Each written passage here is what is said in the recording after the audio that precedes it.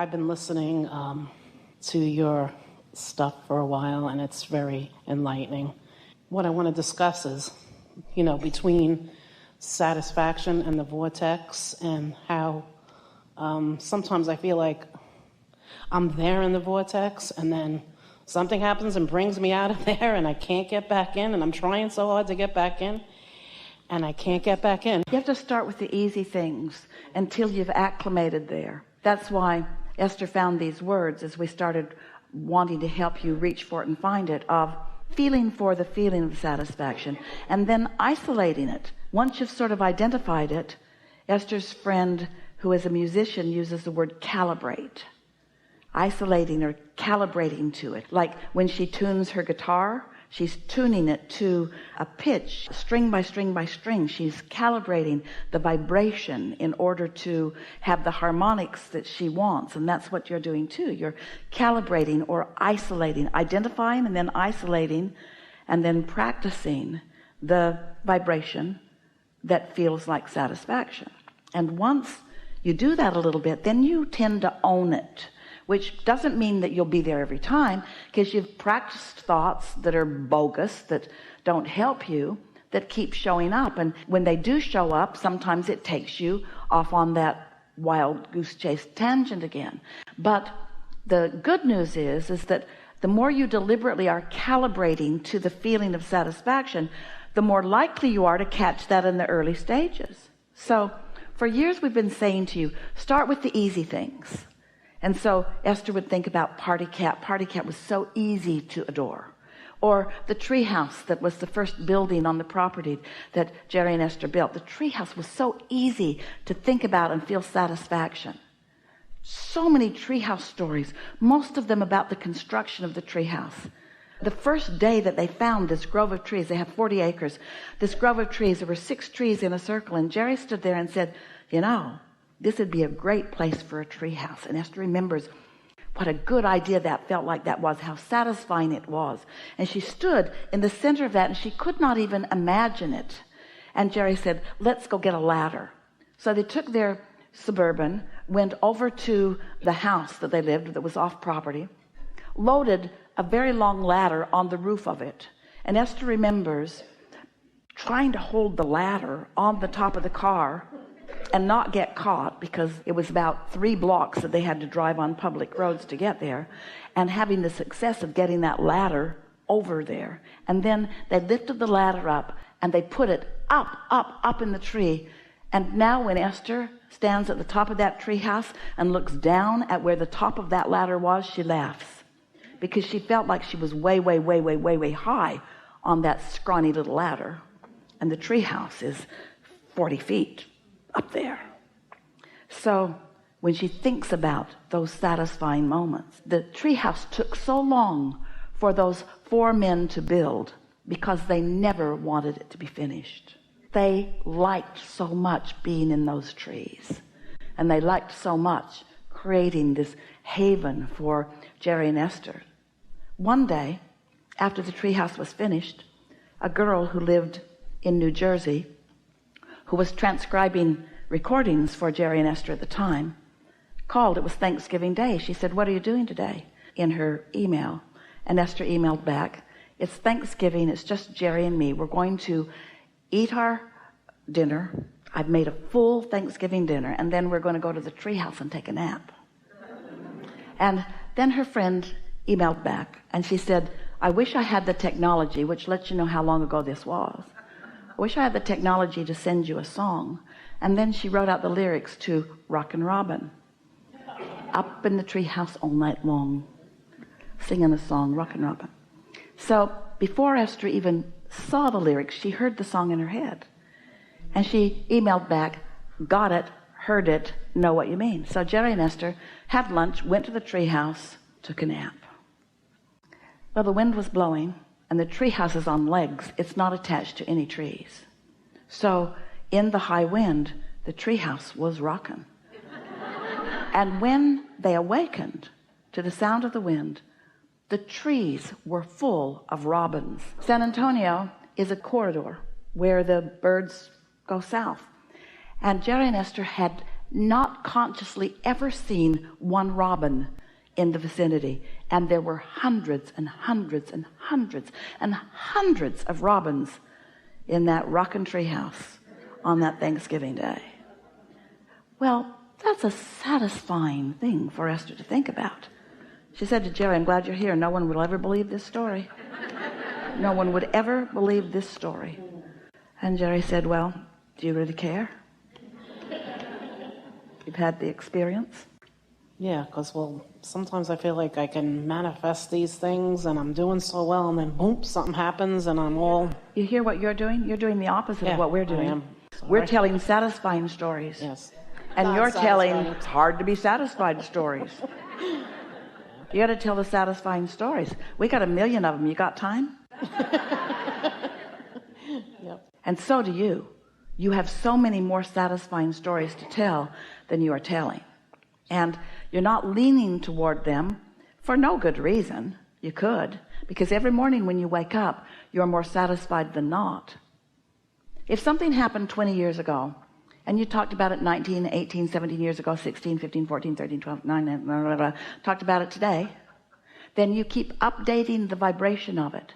Now, if it happened 20 years ago and you never talked about it again, it would have completely petered out. It would not be part of your vibration at all. It would not be part of your vibrational mix at all if you hadn't kept it active with your attention. Do you have computers? Do you have software updates? Have you noticed that if you don't keep updating, pretty soon your computer won't work? It just becomes completely obsolete in this world today. And that's the way your beliefs that aren't serving you, if you didn't keep updating them, after a little while, they just wouldn't work in you. They just wouldn't be active. They would not be affecting anything if you would just not update them. So you may think, it's not true, but you may think, well, I'm not really updating them, but you have to be. You might think that your thoughts are thinking you, but that's not true either. It just feels like that because the law of attraction is so active. You have more creative control than you are exercising. And when you start exercising it on the easy things first, you're going to start noticing a difference in the way your mind flows, in the things that come into your experience. You'll notice. Do you believe that you are the creator of your own reality? Yes. Do you feel good at it? Yes. Really? Well, until one of my kids drives me crazy with something. That's the truth. Someone will come along and disturb that, and it's like, wait a minute, what happened? Well, you don't seem like you believe that you are good at it. And the reason for that is because you're not being good at it right now. You're being lazy at it. Most everybody is, Esther too sometimes. Because it's easier to observe manifestations, to observe your kid driving you crazy or whatever. It's easier to observe that than to think something else. You're so used to turning on the television and letting it occupy your mind. You're so easy to letting whatever you're observing be the reason that you're thinking the thoughts that you're thinking. But that's not what you intended to do. You said, I will come, I will pick and choose, I will mold a vision, and I will adhere to that vision, and I will bring that vision about by my attention to it. I will focus my world into the reality that I choose. But most people offer most of their vibration in response to what they're observing. So if they have the good fortune of something good being in front of them, then they observe that and they offer a vibration about that. But if something not so good is there, they observe that and they offer a vibration about that. But now you're far enough down the road, you really understand this. You know that you create your own reality. And we want you to take away from this gathering that the better you feel, the better job you're doing of allowing the reality that you've created into your experience. And if you hadn't created a spectacular reality in your vibrational vortex, then you would never, ever feel negative emotion. If you ever feel negative emotion, it's because you've created something and you are defying it with this thought. Oh, let's say it stronger. You've created something, your inner being's all over it, the universe is gathering all the cooperative components, it's there ready for you, and you're focused in opposition of it. And so we want to ask you, why would you do that? Doesn't that seem illogical?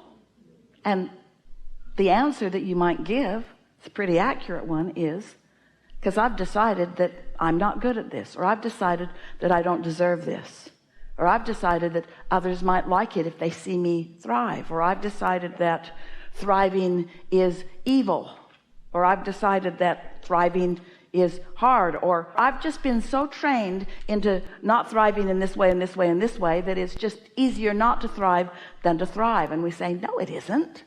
It's much easier to go with the flow. That'd be like saying, I'm going to be on this planet, but I'm not going to let it spin in its orbit anymore. We say, good luck with that. Going to put a sky hook out there and slow it down? No, you're not. I'm on this planet, but no longer is food going to continue to exist on this planet. Yes, it is. The well-being is big. It's bigger than you are. You can't stop the well-being of this planet, and you cannot stop your own well-being. You can just pinch it off and make yourself unhappy for a little while, but you can't stop it, because sooner or later, mostly later, you're going to croak. And when you croak, you're going to flow right back into your well-being. And you're going to say, oh yeah, I remember this. We just don't think you should have to croak. We think you should be able to accomplish a vibration that matches it, so that the thriving can be evident in your experience. And you can experience the satisfaction of thinking it and allowing it and then experiencing it. Thoughts turn into things.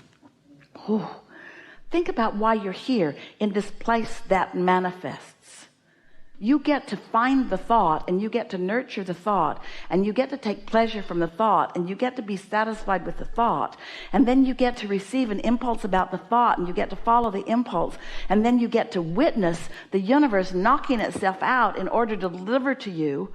Oh, how worthy you feel when you allow that, and how not worthy you feel when you don't allow that, you see.